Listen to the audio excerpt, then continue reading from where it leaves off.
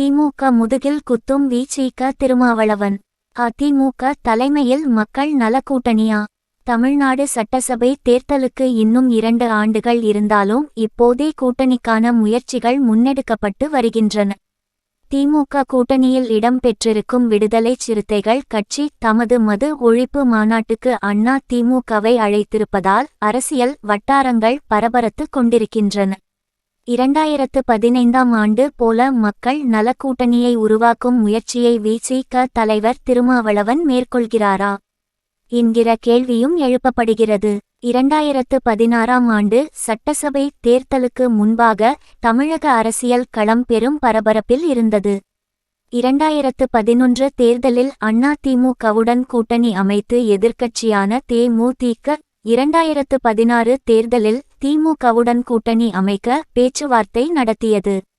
அப்போதுதான் மறைந்த திமுக தலைவர் கருணாநிதி திமுக தேமுதிக கூட்டணி பழம் நழுவி பாலில் விழும் நிலையில் உள்ளது. எப்போது விழும் என்பதை கூற முடியாது என கூறியிருந்தார்.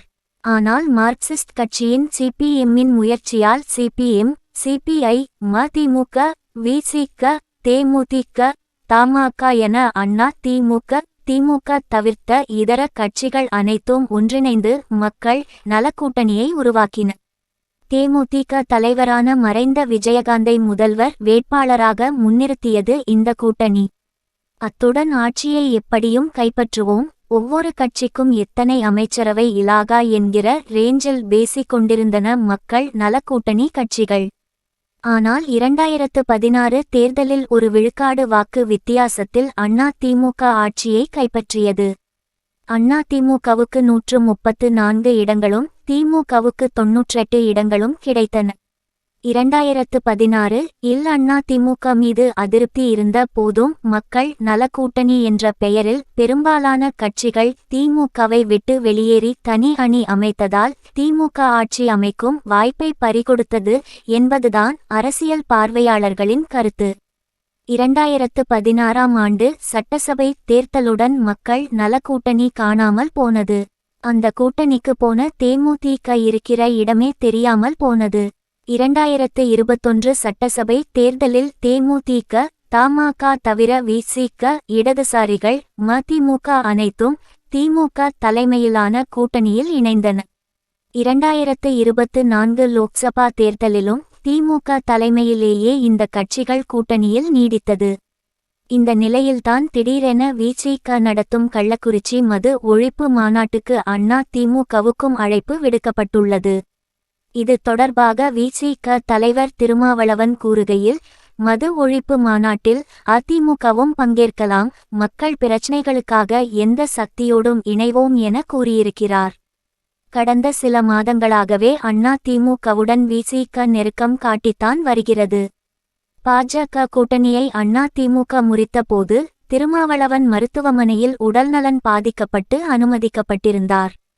பாஜக கூட்டணியை முறித்த 2 நாட்களிலேயே திருமாவளவனை தொடர்பு கொண்டு நலம் விசாரித்தார் அதிமுக பொதுச் செயலாளர் எடப்பாடி பழனிசாமி.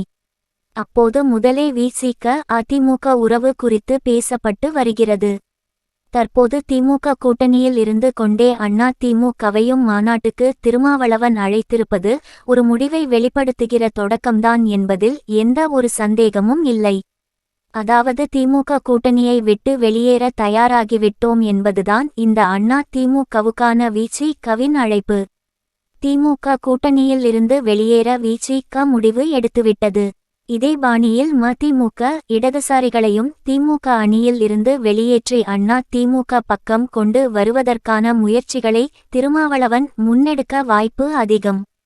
லோக்சபா தேர்தலின் போதே திமுக மீது வெளிப்படையான அதிருப்தியை மதிமுகவின் முதன்மை செயலாளர் துரை வைகோ கொட்டியிருந்தார்.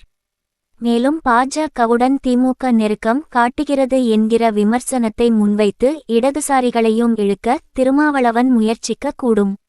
அதாவது 2016 இல் தேமுதிகவை முன்வைத்து கட்டமைக்கப்பட்ட மக்கள் நல கூட்டணியின் புதிய வெர்ஷனாக தற்போது அதிமுக தலைமையில் புதிய மக்கள் நல கூட்டணிக்கான முன்னோட்டம் தொடங்கிவிட்டது என்பதைத்தான் திருமாவளவன் வெளிப்படுத்தி வருகிறார். இதனால் திமுக காங்கிரஸ் கூட்டணி பலவீனப்படும். 2016 தேர்தலில் கடும் பாதிப்பையும் எதிர்கொள்ளும் என்கின்றனர் மூத்த பத்திரிகையாளர்கள். எனினும் ஒருவேளை 2026ஆம் ஆண்டு சட்டசபை தேர்தலில் திமுக ஆட்சிக்கட்டிலை இழந்து விசிக இணைந்து போட்டியிட்ட அதிமுக கூட்டணி வெற்றி பெற்றால் திமுக தலைவர் ஸ்டாலினை போல மத்திய பாஜகவை அதிமுக கூட்டணியால் தேர்ந்தெடுக்கப்படும் முதலமைச்சர் எதிர்க்க மாட்டார் என்பதே உண்மை. ஆதலால் பாஜகவின் திட்டங்களை மிக எளிதாக தமிழ்நாட்டில் நிறைவேற்றிவிடுவார்கள். அப்புறமா திருமாவளவனே நினைத்தாலும் அதை தடுக்க முடியாது. எனவே விசிகவுக்கு அதிமுக கூட்டணியை விட திமுக தலைமையில் உள்ள இந்த கூட்டணியே அவர்களின் கொள்கைக்கும் தமிழக நலனுக்கும் நல்லது என்பது மட்டும் உண்மை.